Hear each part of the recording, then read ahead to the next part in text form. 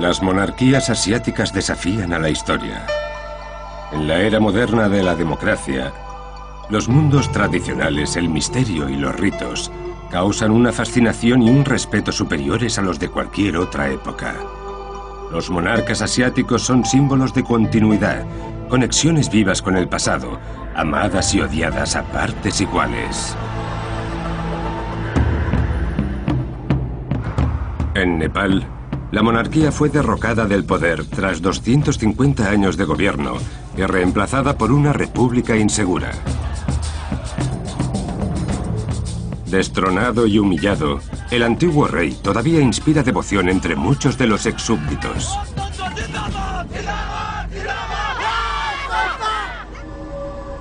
La historia de los Shah es una historia de asesinatos, intriga, inteligencia y locura, envuelto en la sombra de un antiguo maleficio familiar. Y el acto final de este drama de sangre fue el asesinato del rey y la reina, perpetrado por su propio hijo, el heredero de la corona. La historia de los Shah es la historia de Nepal, una historia que todavía hoy divide a la nación.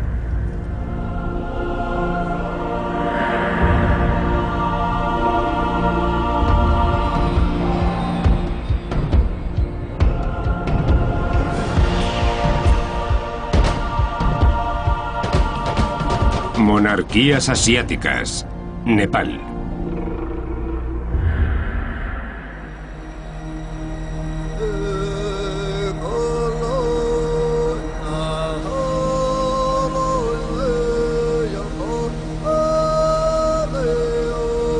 Para los visitantes, Nepal es una tierra montañosa, de una belleza incomparable, llena de templos e invadida por una devoción religiosa, donde el hinduismo y el budismo han coexistido en paz durante cientos de años.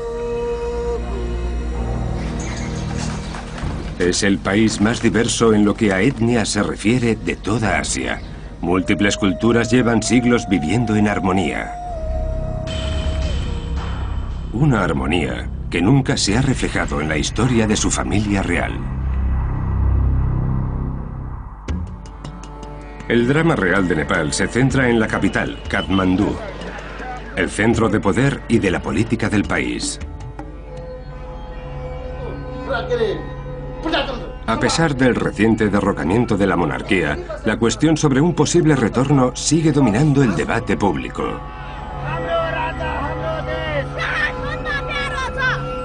Los monárquicos y los antimonárquicos rivalizan entre sí bajo un gobierno inestable. We have to slaughter king. I have already told you, we have to slaughter king.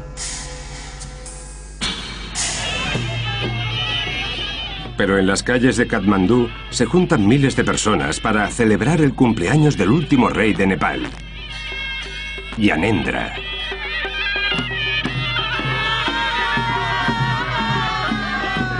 From my heart, I support my king, and he lives long life. La historia de Nepal y los Shah habla de luchas por la unidad y la armonía. Desde el fundador, Prithvi Narayan Shah, hasta hoy en día, los Shah se han caracterizado por un gobierno de violencia cíclica. Prithvi Narayan fue un gran guerrero, un cacique que unificó Nepal antes de fundar la dinastía real de los Shah. Rajendra Shah tenía una enfermedad mental y su reinado supuso la caída de la dinastía en el faccionalismo. Fue entonces cuando tuvo lugar el primer asesinato en masa dentro de la familia real. Tribhuvan Shah devolvió a la monarquía su protagonismo anterior tras casi un siglo de oscuridad, donde los monarcas no eran más que marionetas. Mahendra Shah flirteó con la política e intentó aumentar su poder, con lo que devolvió a su familia al faccionalismo y las luchas internas. Virendra Shah intentó modernizar la monarquía y marcar el comienzo de la democracia, y lo pagó con la vida. A pesar de las fracturas que haya sufrido su historia, Nepal siempre se ha sentido un país unido gracias a la religión, el hinduismo.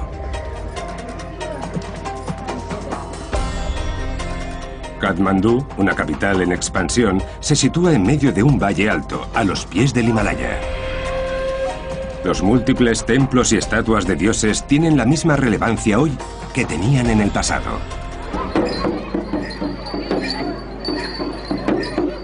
En las festividades hindúes, toda la ciudad se detiene para rezar y purificarse, y para disfrutar en las calles.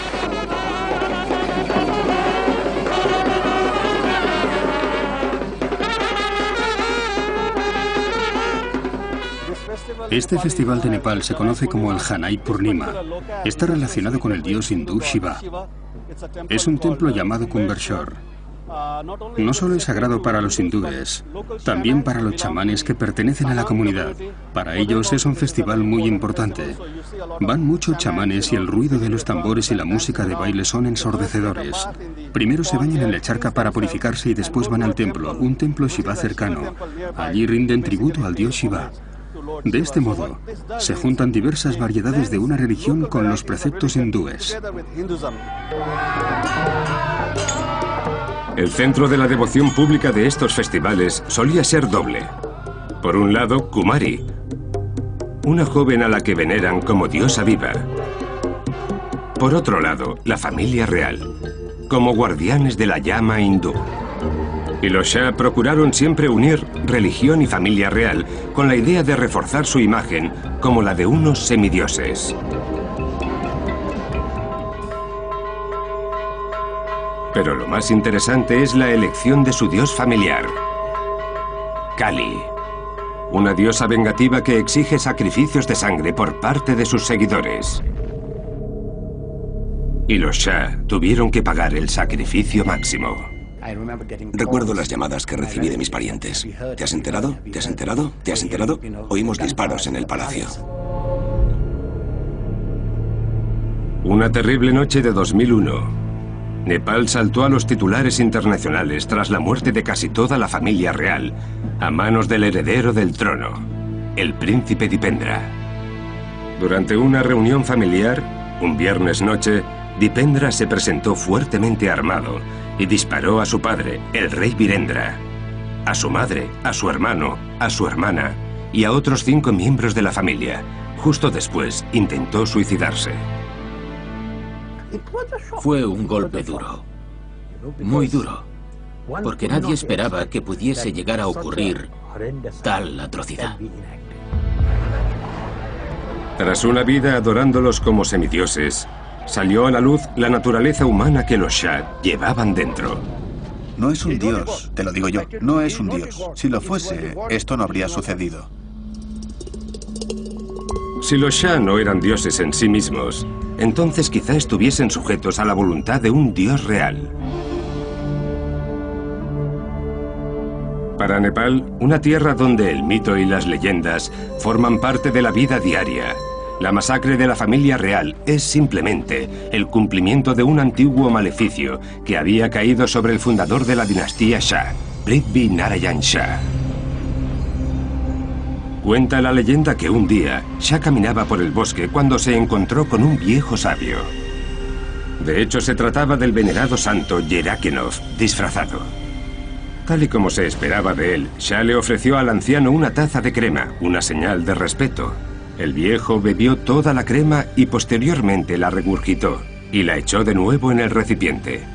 Pidió al Shah que la bebiese ahora para demostrar su devoción. Shah, por la repulsa que le producía tal petición, tiró la taza al suelo, manchándose los pies con el líquido. Fue entonces cuando Yerakenov le echó el maleficio. Le dijo que su dinastía solo duraría tantas generaciones como dedos tenía en los pies, 10. El 11º rey sería el último. A lo largo de la historia, la maldición rondó la casa de los Shah, pero ¿se iba a cumplir realmente?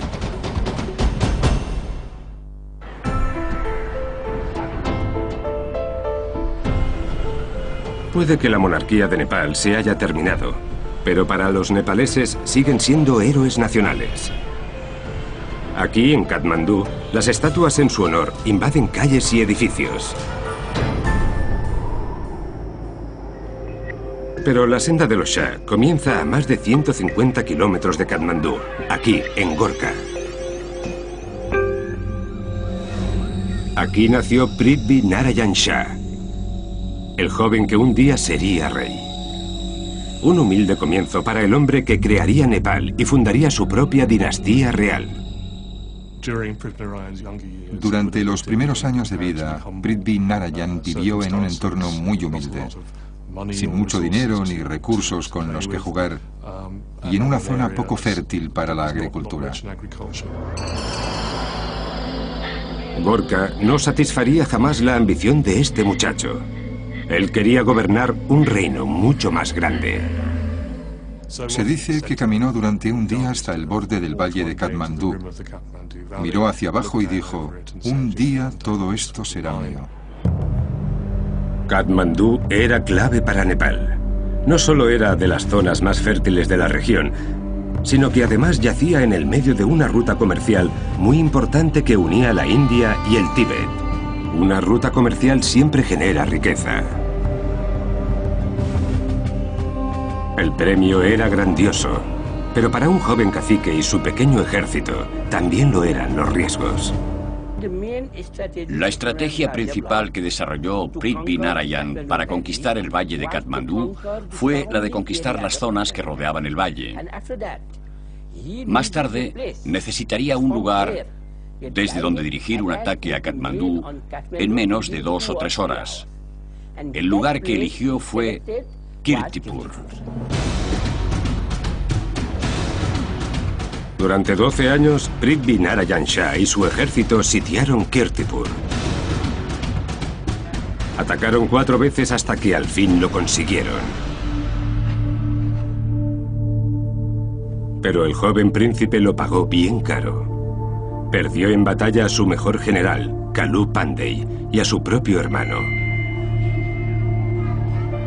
La destreza del ejército de Shah forma parte del folclore tradicional de Kirtipur. No es difícil encontrar gente de la zona que te cuente una historia sobre el gris final de Kalu Pandey. Esta es la puerta principal por la que entró Kalu Pandey cuando lo derrotaron. Los soldados de Kirtipur lo persiguieron y él logró escapar. Cayó por un terraplén de 200 o 300 metros y abajo fue donde lo cogieron. A continuación le cortaron la cabeza. Los dos ejércitos contaron múltiples bajas. Finalmente, Shah intentó buscar una solución y habló con el líder de Kirtipur para entrar de forma pacífica en la ciudad. Tenían una especie de acuerdo con Kirtipur y sus líderes. Le facilitarían la entrada, pero se ve que en el último momento cambiaron de idea. En el último segundo, Kirtipur cerró sus puertas a Shah y se reanudó el sanguinario asedio. Cuando por fin se rindió Kirtipur, Shah se vengó de su pueblo y cortó los labios y la nariz a todos los varones de la ciudad. ¿Por qué cortar la nariz?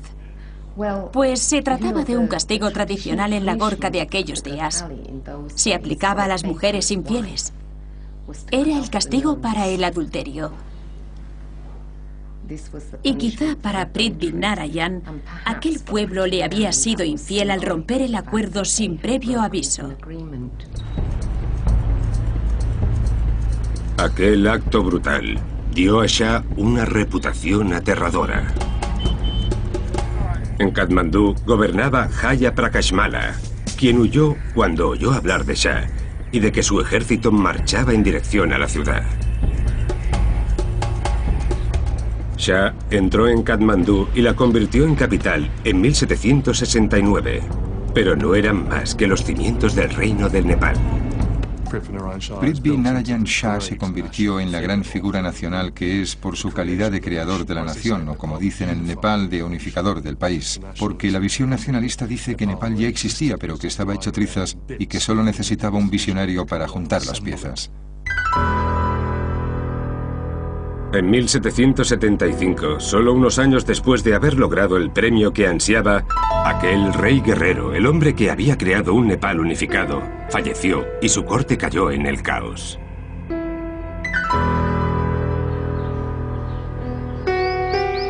Shah había creado un reino y había establecido la dinastía Shah para que gobernase, pero no había ley de sucesión. En Asia, en Nepal, los reyes tenían más de una esposa legal. Así que nos podemos imaginar los problemas que puede causar eso para ciertas cosas, como en el caso de una sucesión. Guerras entre los hijos de las diferentes mujeres legales e incluso con los hijos de las concubinas. La tensión era enorme y las luchas cruentas.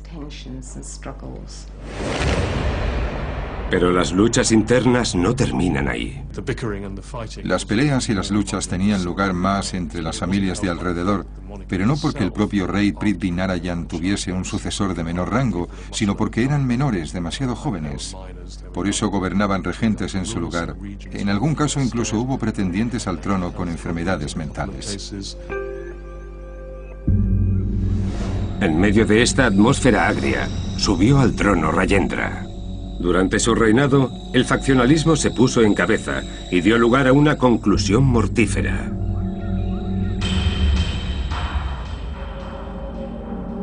Rajendra subió al trono en 1816, con 3 años de edad. Todo se desarrollaba bajo el estricto control del primer ministro, Vincent Thapa, el último de la saga Thapa, que había controlado a los jóvenes reyes que siguieron a Prithvi Narayan. Rajendra vivió aislado, incapaz de salir de palacio. En 1837, no obstante, decidió dar el paso y echó del poder a Thapa para dirigir él mismo. Por desgracia, no era el mejor candidato a monarca. Si lo analizamos con lo que fuimos aprendiendo en el siglo XXI, podríamos decir que Rajendra sufría un trastorno de bipolaridad. A veces era muy razonable, otras se mostraba descorazonado y en ocasiones estaba verdaderamente alterado.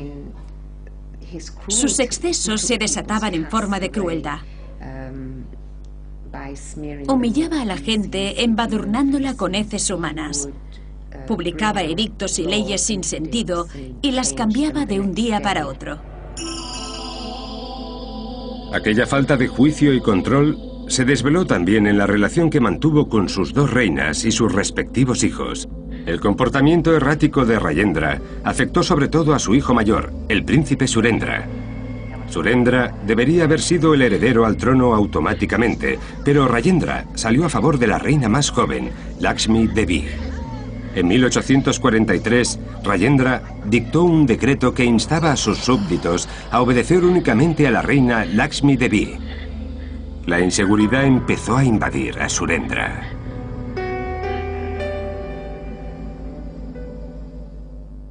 Creo que su hijo era aún más peligroso que él, el joven Surendra.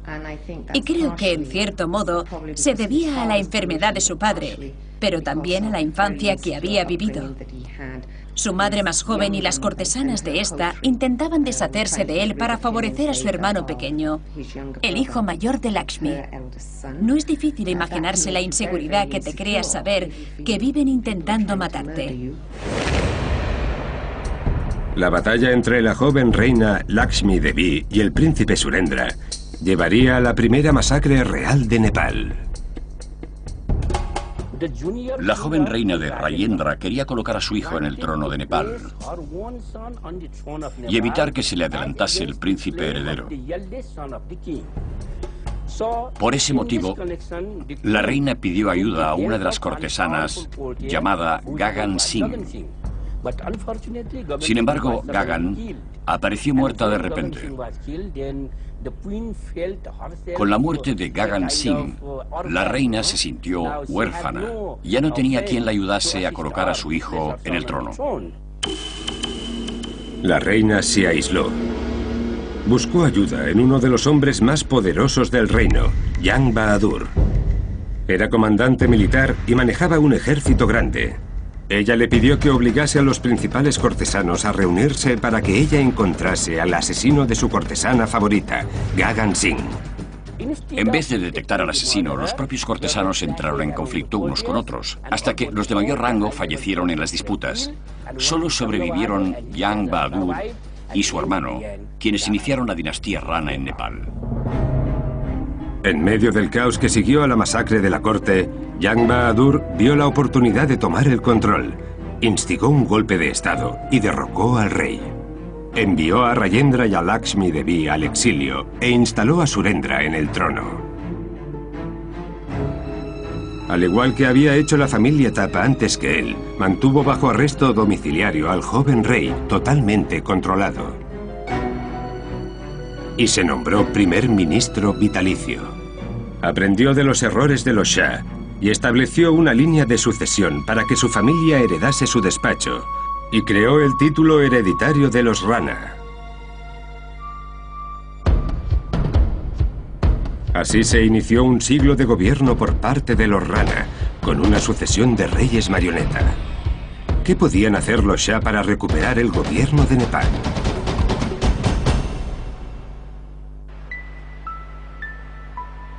La trágica familia real nepalesa no es ajena a los derramamientos de sangre y la intriga.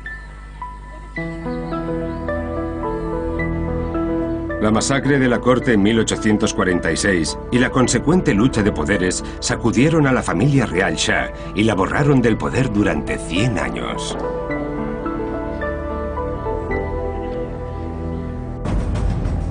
Tras décadas de políticas y gobernantes inestables, emergieron entre la élite de Nepal los Rana, una dinastía de primeros ministros sin escrúpulos.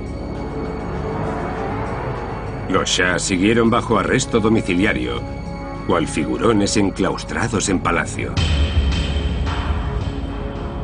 Había una especie de monarquía simbólica con cierta autoridad ante los Rana, pero que en la práctica no tenía poder alguno. La gente dice que la monarquía Shah reinó, pero no gobernó, que fueron los Rana quienes verdaderamente guiaron al país, eso sí, con los reyes actuando de marionetas para ellos. Los Rana mantuvieron el poder gracias a que lograron no caer en el mismo error que los Shah. Ellos establecieron de antemano las leyes de sucesión.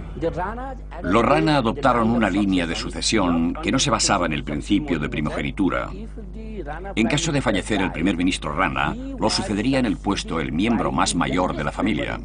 Con ese sistema, evitaban tener problemas con la sucesión de menores de edad. Todos aquellos que se convirtiesen en primer ministro serían adultos hechos y derechos. La mayoría rondaría los 40 o 50 años de edad. Por eso, ningún primer ministro resultó ser menor de edad. Los Rana habían aprendido de los errores de las monarquías, pero también de la visión del fundador de Nepal. Personalmente creo que los Rana pensaron que la mejor forma de evitar algo semejante a lo que había hecho Prithvi Narayan era cerrar las fronteras. De ese modo, nada malo se colaría en tu nación. Los enemigos no podrían infiltrarse. Mantuvieron Nepal como estado independiente y con una identidad única. Su deseo era conservar la santidad de sus fronteras, lo que los llevó a buscar un aliado en la región. Si había algo de lo que estaban seguros los Rana, era de la fuerza y de la importancia del Imperio Británico en todo el planeta, pero sobre todo a sus puertas. El gran vecino del sur, la India, vivía bajo mando británico. Y los Rana los cortejaron con firmeza durante todo el régimen.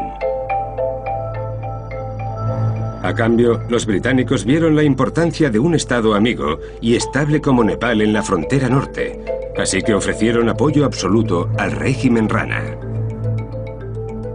Aquella alianza definió un siglo de gobierno Rana en Nepal, y su ruptura supondría, de hecho, el fin de su poder. En 1947, un terremoto político azotó el régimen de los Rana hasta los cimientos. Lord Mountbatten bids farewell to the first British troops. An Indian Guard of Honor is drawn up in salute to the men whose departure symbolizes the end of British rule. Prácticamente de la noche a la mañana, los británicos desaparecieron de la India y con ellos el apoyo a los Rana. Los primeros ministros de la saga Rana perdieron el respaldo del Imperio Británico. Aquello fue crucial. El nuevo gobierno indio no estaba a favor de mantener el gobierno dictatorial de los Rana, sino que prefería una especie de gobierno democrático para Nepal. Los Rana dependían demasiado del Imperio Británico para el gusto de una India nueva e independiente, sobre todo para el carismático primer ministro Nehru. Este quería que sus vecinos disfrutasen de un gobierno libre, de una alianza con los británicos. Nehru quería un gobierno democrático en Nepal, pero no uno completamente democrático.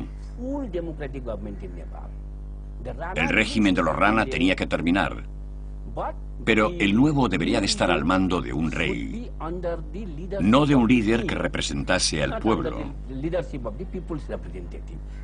Por eso Nehru participó tan activamente en el movimiento de 1950 y en las negociaciones que tuvieron lugar en Delhi. El régimen de los Rana sufría la presión que ejercían las fronteras y al mismo tiempo la que ejercía su propio pueblo en busca de un cambio. El movimiento nacionalista indio, un movimiento propiciado por el Partido del Congreso, buscaba conseguir la independencia de la India e influyó notoriamente en un número reducido de la clase media nepalesa de alta alcurnia que estudiaba en las ciudades indias durante las décadas de los 30 y los 40. Hasta cierto punto copiaron aquel movimiento nacionalista indio y formaron sus propios partidos políticos, pequeños pero dispuestos a actuar. Aprovechando la inercia de la lucha política india, aplicaron el cuento en su propio contexto.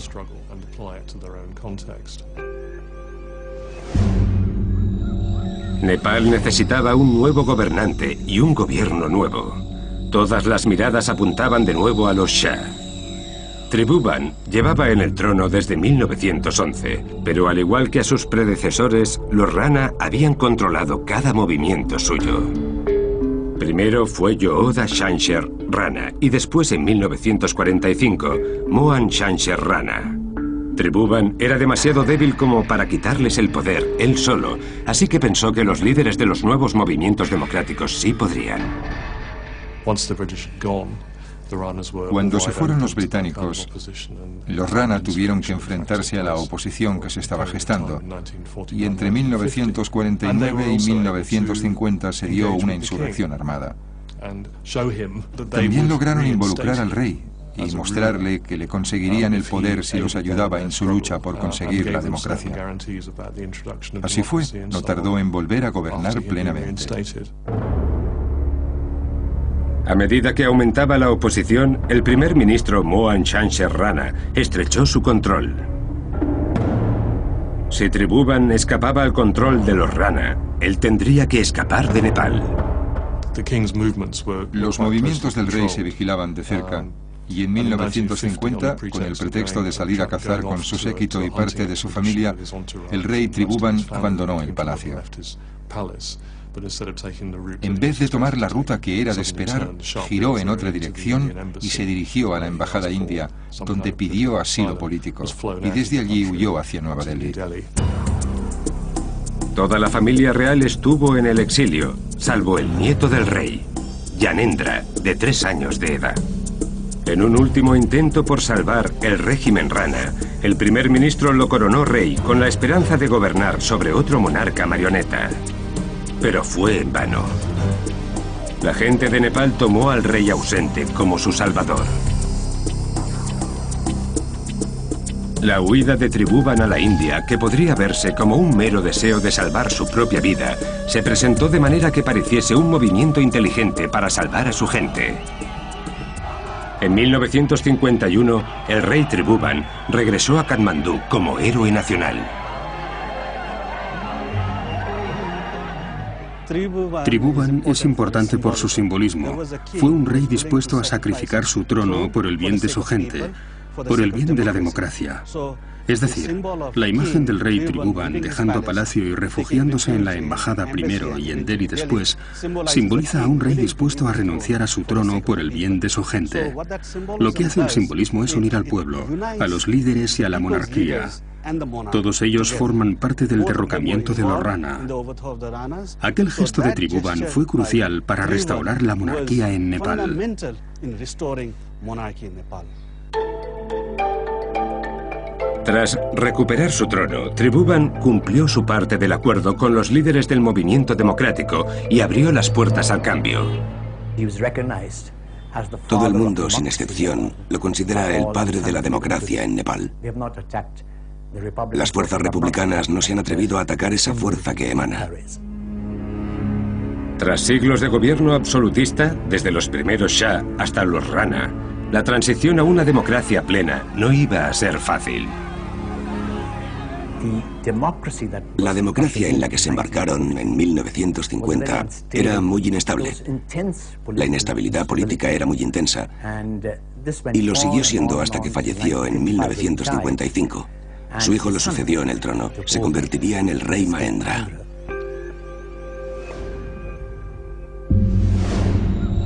Mahendra subió al trono en 1955. En aquel momento, el joven sistema democrático de Nepal era considerablemente caótico y el pueblo se sentía inseguro. Él vio la oportunidad de imponer su autoridad a la nación y de llevar a su país a una nueva era. Era una persona muy ambiciosa. Había crecido en un entorno muy tradicional. No contaba con la educación occidental. A él lo habían educado dentro de palacio, pero como a un futuro monarca hindú conservador. Para él, su papel era el de protector del reino, benefactor. Mahendra decidió recuperar algunos de los poderes tradicionales del rey, pero al mismo tiempo abrirse a influencias más modernas. Cuando se hizo cargo de las responsabilidades del cargo, intentó ser un gobernante benevolente, en cierto sentido. Un dictador benevolente, digamos. A él se debe el inicio de la modernización de Nepal. Promulgó varias leyes sobre la reforma agraria y estableció un límite a las grandes propiedades. También dictó resoluciones que prohibían el sistema de castas. Es decir, intentó eliminar aquello que le parecía antiguo o fuera de lugar. Intentó modernizar el país a su manera.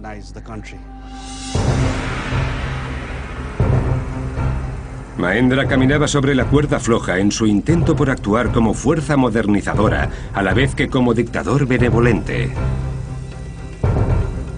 Fue precisamente esta contradicción que trajo al trono de Nepal, la que pondría fin a la casa de los Shah, en una noche de horror inimaginable.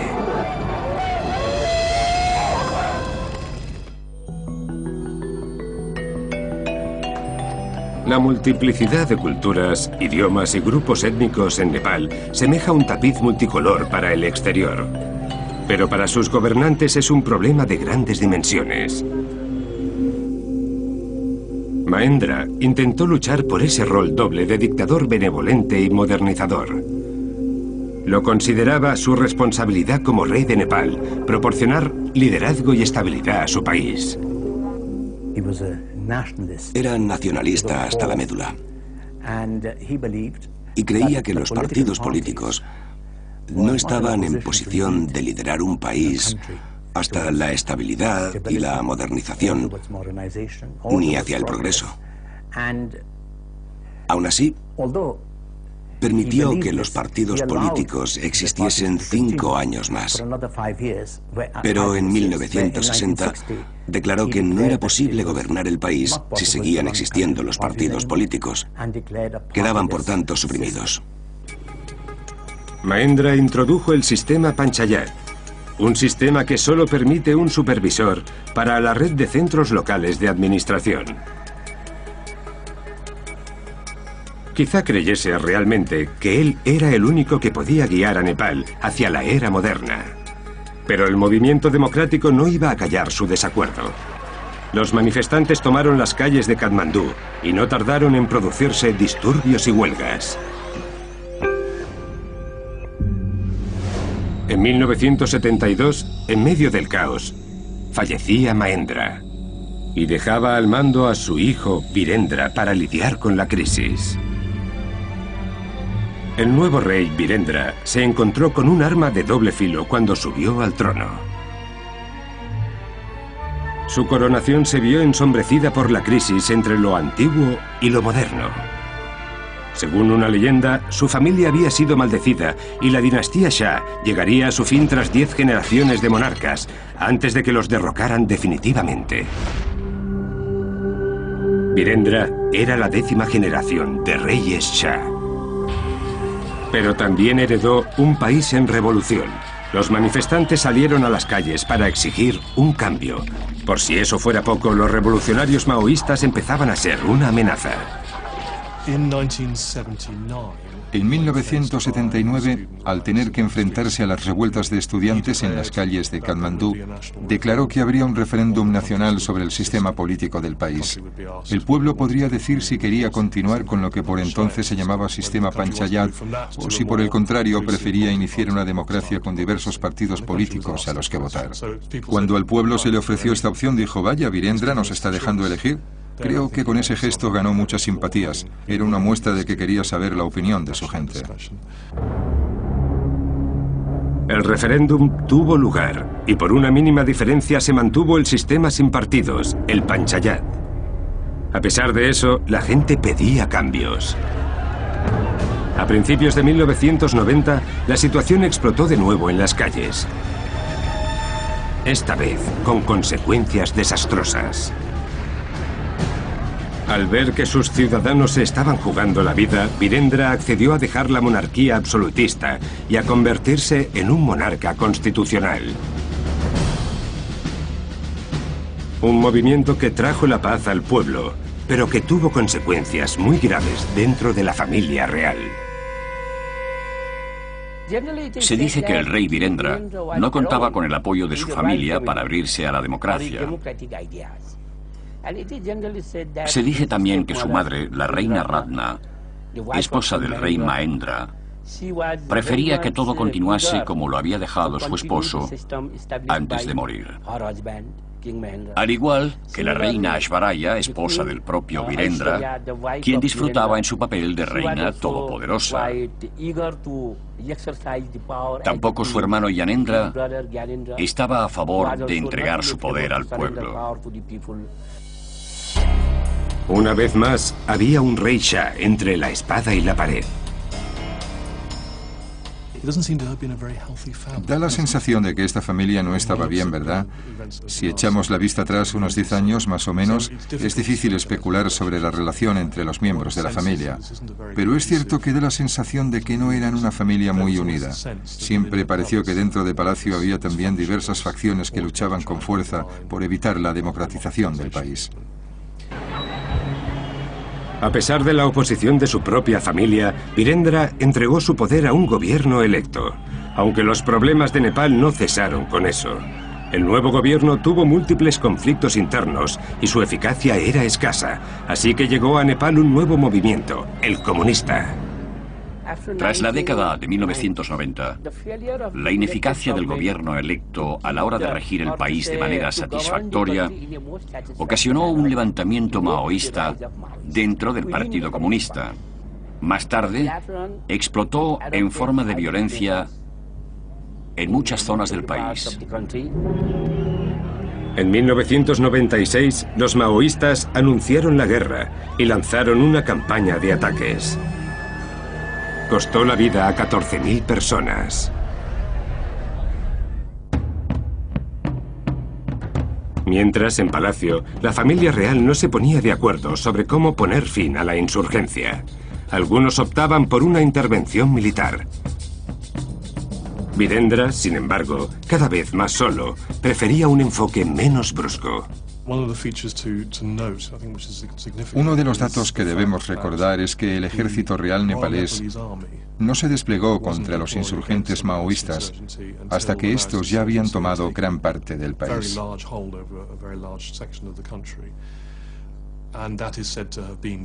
Se dice que fue porque Virendra no quería emplear la fuerza militar de aquel modo. No estaba dispuesto a que su propio ejército disparase a ciudadanos nepaleses.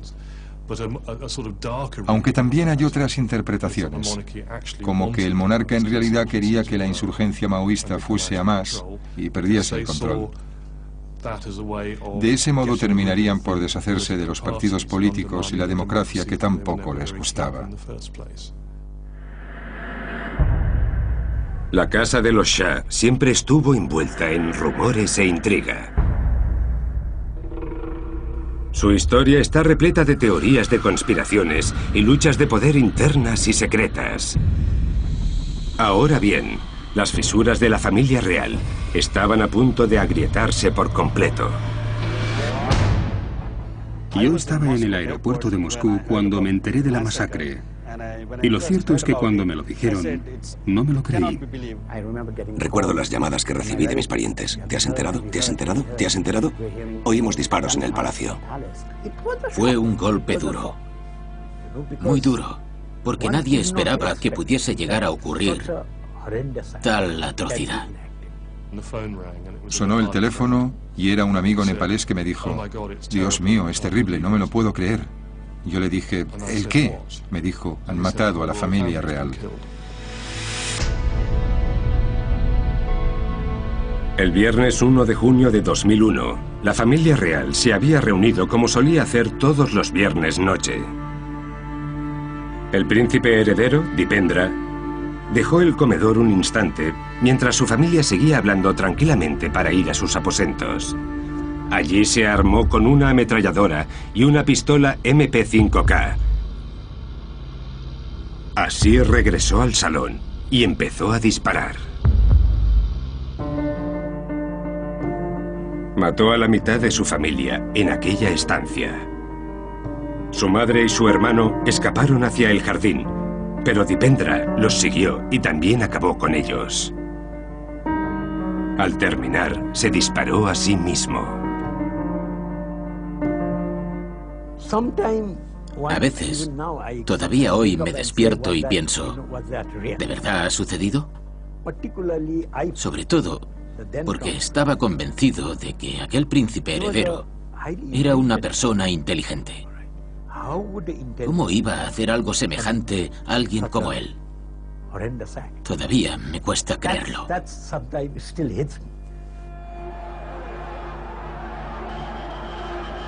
Nadie sabe con certeza por qué Dipendra mató a su familia. Y como ha sucedido siempre con la familia real nepalesa, las teorías de conspiración son múltiples. Hay quien dice que Dipendra quería derrocar a su padre para ser él mismo rey, con el objetivo de regresar a la monarquía absolutista. Otros dicen que, en realidad, todo fue una maniobra de su tío, hermano pequeño del rey, para ocupar su puesto. Y también los hay que dicen que Dipendra simplemente estaba enfadado con sus padres porque no le permitían casarse con la mujer que amaba, Hridiani Rana, miembro de la infame dinastía Rana, viejos enemigos de los Shah. En la historia y en la mitología hindú son comunes las historias sobre reyes que matan a otros reyes. Pero que un hijo matase a su padre, un fratricidio o un regicidio, eso no. Ni un matricidio. Eso no había ocurrido jamás. Ni siquiera en las mitologías griega o hindú se oyó hablar de algo semejante. Fue algo inaudito. La dinastía Shah estuvo inmersa en la mitología desde sus inicios, con aquella maldición que habían echado a su fundador, Prithvi Narayan, que al final parece haberse cumplido. Virendra, el 10º rey de la dinastía Shah, había fallecido, y se suponía que el 11º señalaría el final, la caída de la casa de los Shah.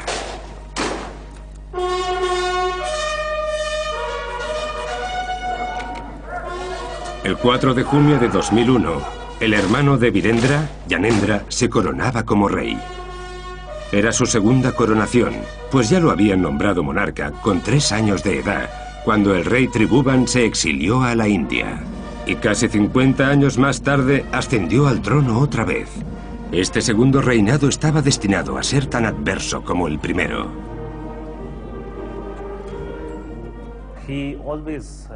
Siempre tuvo ambición política, pero dados los acontecimientos, a pesar de ser una oportunidad nueva para él, tenemos que entender que como individuo De repente se vio completamente solo. Había perdido a toda su familia. Los sucesos le afectaron mucho. No tenía quien lo quisiera, al pueblo no le gustaba y se acercaba una revolución maoísta. Sin duda las circunstancias no eran muy favorables para que un hombre mayor iniciase una nueva carrera. Sin embargo, supo cómo dejar huella.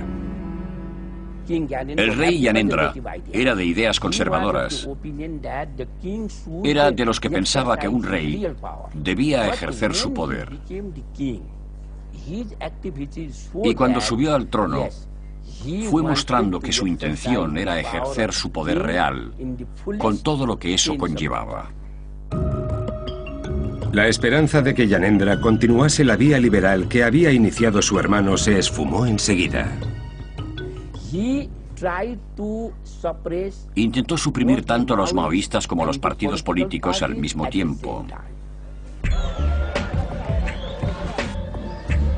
En 2005, al igual que había hecho su padre Mahendra en 1960, Gyanendra abolió el parlamento y tomó el control de un monarca absolutista. Desapareció la libertad de prensa y encerró a los activistas políticos. Gyanendra pensó que así regresarían la paz y la estabilidad, pero en realidad parecía una dictadura.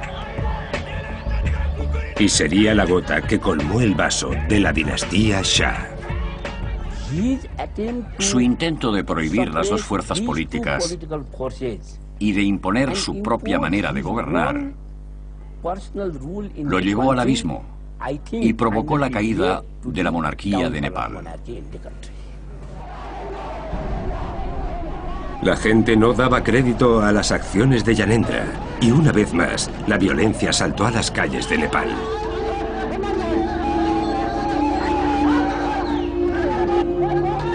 Ahí el rey se dio cuenta de que se le había ido de las manos y el 24 de abril de 2006 restauró el parlamento. Sin embargo, no fue suficiente. 3 semanas más tarde, el parlamento lo despojó de sus poderes y en 2007 quedó abolida la monarquía. Gyanendra en sí tuvo una gran oportunidad entre las manos, la de ser el gobernante con más éxito de toda la historia de Nepal, si hubiese seguido con las reformas de la modernización. Pero en lugar de eso, prefirió dedicarse a la política, y lo único que consiguió fue perder el trono. A pesar del derrocamiento de la monarquía, en Nepal todavía hay gente que sigue adorando a los Shah y que pide su vuelta.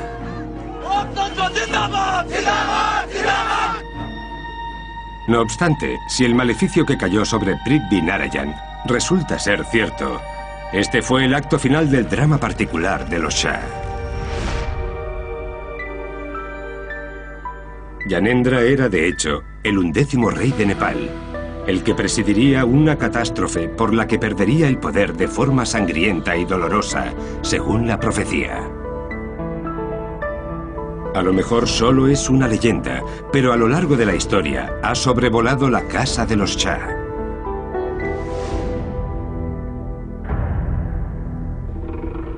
Criados en tiempos de guerra, los Shah vivieron hasta el final de sus días escapando de contiendas sangrientas e intrigas políticas, así hasta desaparecer en medio de la confusión y el horror. Quizá el maleficio consistía en vivir con un bucle donde la historia se iba repitiendo una y otra vez.